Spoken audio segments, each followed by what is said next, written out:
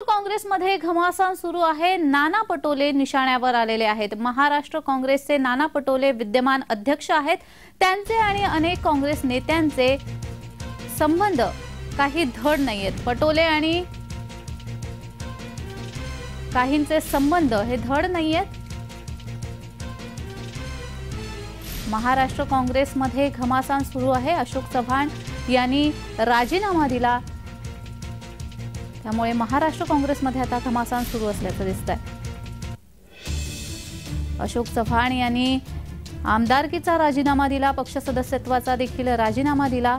त्यानंतर महाराष्ट्रातील काँग्रेसमध्ये खळबळ सुरू झाली। नाना पटोले हे तातडीने दिल्लीला रवाना झाले।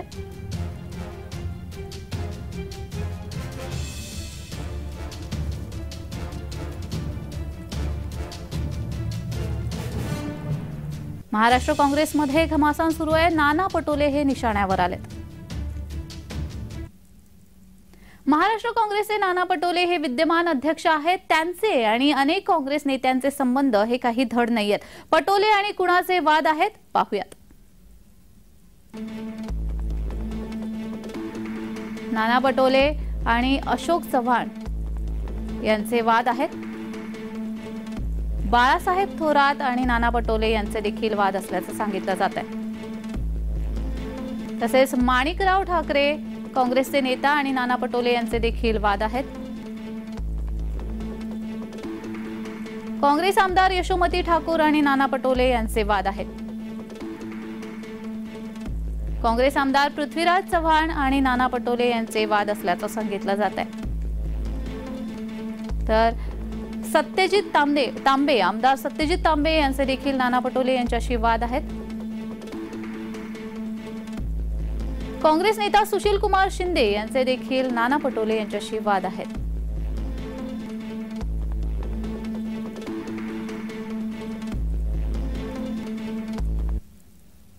नाना पटोले यांच्या विरोधात नाराजी असण्यामागची कारणं कोणती आहेत पाहूयात। नाना पटोले हे थेट नवी दिल्लीतून आदेश घेतात। स्थानिक पातळीवर कुणाशी चर्चा करत नाहीत। राज्यामध्ये नेमणुका ते मर्जीनुसार करतात। तर संघटना बांधणीमध्ये देखील नेत्यांचे हितसंबंध जपत नाहीत। ते राहुल गांधी यांच्याशिवाय कुणालाही जुमानत नाहीत।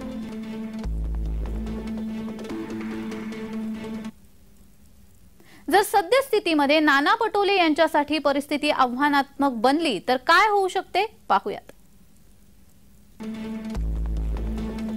काँग्रेस नाना पटोले यांना समज देईल। महाराष्ट्र काँग्रेसमध्ये नियामक मंडळ बनवलं जाईल।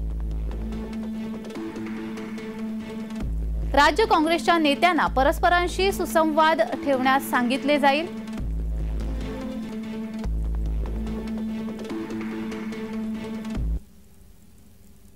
तर नाना पटोले यांना आता अचानक विलासराव यांची आठवण आली आहे। माजी मुख्यमंत्री विलासराव यांच्या जुन्या भाषणाचा संदर्भ देत नाना पटोले यांनी काँग्रेस मजबूत आहे आणि राहील असा दावा केलाय। पाहूयात तो व्हिडिओ।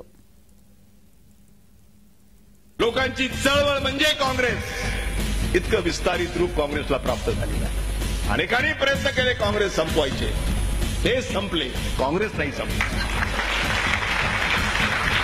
हा एवढा प्रचंड इतिहास या काँग्रेसला आहे, त्यागाचा, बलिदानाचा, देशाच्या स्वातंत्र्याच्या लढ्याचा इतिहास आहे। ही काँग्रेस की अशी कुणाला संपू शकत नाहीये। आणि काँग्रेसने नेहमीच गरिबांचा विचार केला। आज ही काँग्रेस म्हणते काँग्रेस का हात आम आदमी के साथ। ही काँग्रेसची भूमिका आहे। आम आदमी म्हणजे सामान्य माणूस। काँग्रेस का हात केवळ श्रीमंताच्या बरोबर असं नाही म्हटलं काँग्रेसने। आम आदमी म्हणजे समाजातल्या प्रत्येक जाती धर्मातला गरीब माणूस। ही भूमिका काँग्रेसने स्वीकारली। महिलांचा सन्मान वाढवण्याचं काम काँग्रेसने केलं। कालपर्यंत 33% रिझर्वेशन होतं, आता 50% झालं।